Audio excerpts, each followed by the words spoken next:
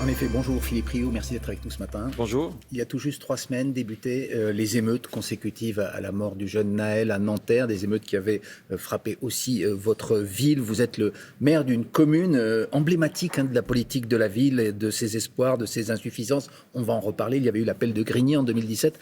J'ai envie de vous poser d'abord une question d'actualité. Est-ce que le calme est revenu dans votre ville, autour de vous? Est-ce que finalement l'apaisement a eu lieu après ce qui s'est passé? Oui, le calme est revenu, la paix est revenue et le service public est mobilisé pour cette période de vacances. Mais on craignait par exemple des débordements dans les nuits du 13 et 14 juillet. Il y avait eu des forces de police qui avaient été placées dans de très nombreuses villes. Finalement, rien ne s'est produit. Comment vous l'expliquez? Est-ce qu'il y a eu... Qui a joué un rôle finalement? Le président de la République en avait appelé aux familles par exemple. Est-ce que vous pensez Tout qu'il y a eu quelque chose? tout le monde a joué un rôle important, les services publics, le mouvement associatif, les parents.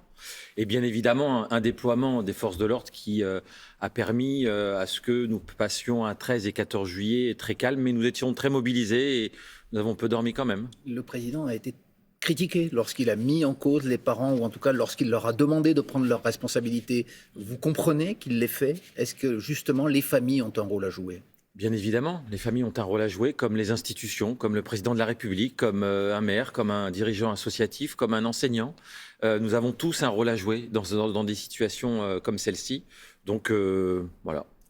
Vous aviez eu une expression au moment de ces émeutes qui a marqué. Vous aviez dit finalement, ça fait des années qu'on vit sur une poudrière. Est-ce que cet apaisement il est durable? Est-ce que la poudrière qui s'est embrasée le 27 juin, elle s'est reformée? Elle est toujours là. Vous savez, le 24 mai dernier, nous étions quelques maires de ces villes populaires à saisir le président de la République avec un cri d'alerte sur une situation qui était extrêmement difficile. Et donc, régulièrement, nous alertons sur les situations, sur la pauvreté, sur l'inflation, sur un mouvement associatif à bout de souffle, sur des enseignants fatigués, éreintés. Et donc, régulièrement, nous alertons. Et régulièrement, nous nous mettons à disposition de la République pour apporter notre petite expérience de terrain avec le mouvement associatif, mais les élus locaux, toutes tendances politiques confondues, pour apporter des solutions et créer quelque chose de solide, robuste, mais aussi de généreux, parce que dans nos quartiers, vous l'avez dit, il y a aussi énormément de belles choses. Mais là, il y a eu une étincelle avec la mort de ce jeune homme à Nanterre. Est-ce que vous pensez qu'aujourd'hui, on puisse revivre des événements comme celui-là? Bien sûr. Pour quelle raison? Est-ce que c'est uniquement, si par demain, exemple, dans les rapports entre les jeunes et les policiers qu'il faut chercher les problèmes? Les émeutes de 2005 partent de la mort de 2 jeunes, Zied et Bouna. Et en 2023, c'est bien la mort de Naël qui crée l'étincelle. Et donc, si demain, il y a un autre Naël, il peut y avoir d'autres mouvements. Mais qu'est-ce qu'il faut changer en profondeur? Par exemple, la doctrine policière doit être réinterrogée. Une IGPN vraiment indépendante. La question de 2017 doit être revue. La question de la justice des mineurs doit être au cœur de ce que notre pays doit modifier profondément. Et puis, bien évidemment, la question de l'éducation, de la parentalité. Il n'y a pas de baguette magique, mais il y a des choses sur lesquelles notre pays doit affronter concrètement la défiance qui existe entre la police et sa jeunesse. Philippe Rioux, maire de Grigny, vous parlez de la question de 2017. Pour nos téléspectateurs, je précise que vous faites allusion à la loi prise à l'époque par Bernard Cazeneuve, qui permet aux policiers, en quelque sorte, de changer les règles de légitime défense, entre guillemets, lorsqu'il y a des refus d'obtempérer. Pour eux, pour les policiers, ce serait un recul de revenir sur cette loi. Est-ce que, par exemple, comme certains collègues de la gauche, de la NUPES, la France Insoumise, vous dites que c'est un permis de tuer, une expression qui a beaucoup choqué, y compris le promoteur de cette loi, Bernard Cazeneuve? Moi, j'ai eu la chance de rencontrer vos collègues journalistes anglais et allemands. Ce qui s'est passé en France, les techniques policières, les doctrines policières dans d'autres pays n'arrivent pas à ce type de situation. Et donc, on peut faire autrement. Est-ce qu'ils sont confrontés aux mêmes violences? Écoutez, la vie, elle n'est pas toute rose ni en Allemagne ni en Angleterre, à ce que je sache. Et donc, on doit se réinterroger sur cela. Arrêtons les caricatures, travaillons, posons les bons constats, et puis ayons le courage d'affronter les choses qui posent problème. La question des contrôles aujourd'hui est très objectivée. Par exemple, dans les quartiers, ces humiliations répétées, silencieuses. Donc, posons ça tranquillement. Mais est-ce qu'il n'y a pas de l'autre côté aussi une haine anti-flic, de plus en plus prégnante Il y a une défiance. Dans les quartiers? On partage le constat qu'il y a une défiance et donc il va falloir du temps. Et il faut qu'il y ait un pas qui soit fait des deux côtés. C'est la raison pour laquelle nous appelons avec d'autres à la réconciliation nationale. Une réconciliation nationale qui pourrait passer par un nouvel appel de Grigny. Je le rappelle, en 2017, une centaine de maires de tous bords confondus s'étaient réunis donc pour... On était 1000 quand même. Pardon, c'est ce que je voulais dire. J'ai oublié un zéro. En tout cas, de très nombreux maires étaient venus dans votre ville parce que votre ville, elle est symbolique. C'est l'une des plus pauvres de France. Certains disent même la plus pauvre de France selon certains critères. C'est un trophée dont vous vous passeriez. Avait demandé plus de crédit, plus de police, plus de justice. Est-ce que 6 ans après, Emmanuel Macron était déjà président ? Oui. Vous dites rien n'a été fait. Il faut encore faire. Il faut encore faire avec générosité, avec sincérité, avec les gens de terrain, les maires le sont, les responsables associatifs, le mouvement sportif a des solutions.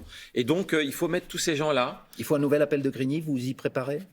Il y a des demandes en ce sens, absolument. Et nous travaillons, on va travailler tout cet été pour effectivement voir à la rentrée, avoir un nouvel appel, ou en tout cas on est à disposition. On l'a dit au gouvernement, on l'a dit à tout le monde, nous sommes à disposition pour réconcilier ce pays, apporter des solutions concrètes de terrain pour la France des quartiers populaires, mais aussi la France des villes rurales, parce que on n'oublie pas qu'il y a eu les gilets jaunes qui sont aussi passés. Et donc on n'oppose pas les territoires, nous. Mais très concrètement, quels sont... on entend les principes que vous voulez mettre en avant, mais très concrètement, qu'est-ce que vous préconisez ? Par exemple, vous parlez du sport. Est-ce qu'il faudrait qu'il y ait une action plus déterminante à un an des Jeux Olympiques ? Il y avait eu des emplois aidés, notamment pour aider les jeunes. Est-ce qu'il faudrait, par exemple, une politique dans ce sens en faveur du sport ? Absolument, le sport est un peu un parent pauvre. On est tous focus sur les JOP, les Jeux Olympiques et Paralympiques. Donc ça va être des paillettes, du bling-bling. Mais fondamentalement, le socio-sportif, le sportif, 175 000 associations, 3 millions de bénévoles. C'est le premier secteur d'engagement de la jeunesse dans ce pays. Est-ce que c'est aujourd'hui, c'est un facteur de réconciliation. C'est du soft power.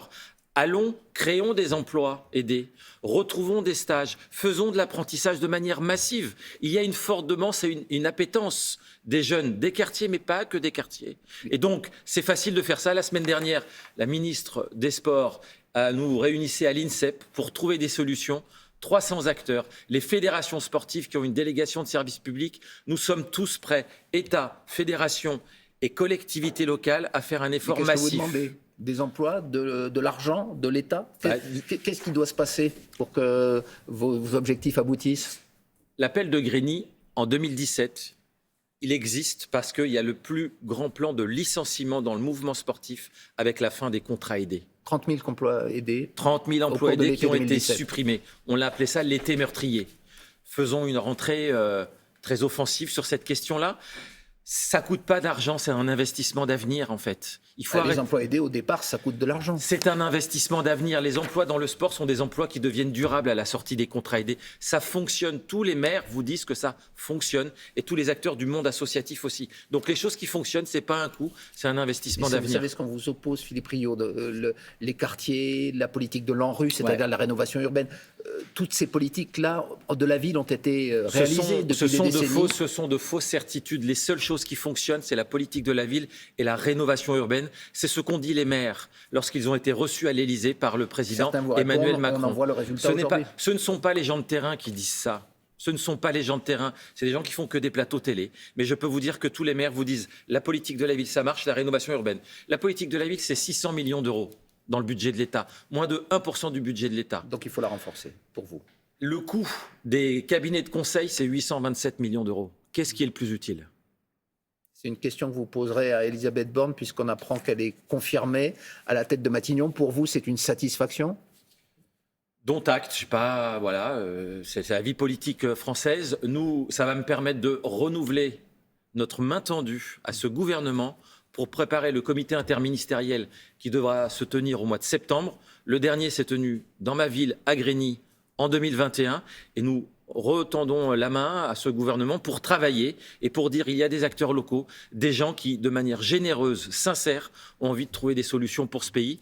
On a une belle équipe, nous sommes nombreux, nous sommes à disposition et j'espère que nous serons entendus cette fois-ci. C'est en tout cas un message d'espoir que vous lancez ce matin. Merci beaucoup Philippe Rio, maire de Grigny, membre du Parti communiste, et c'est la suite de Télématin. Au revoir, merci.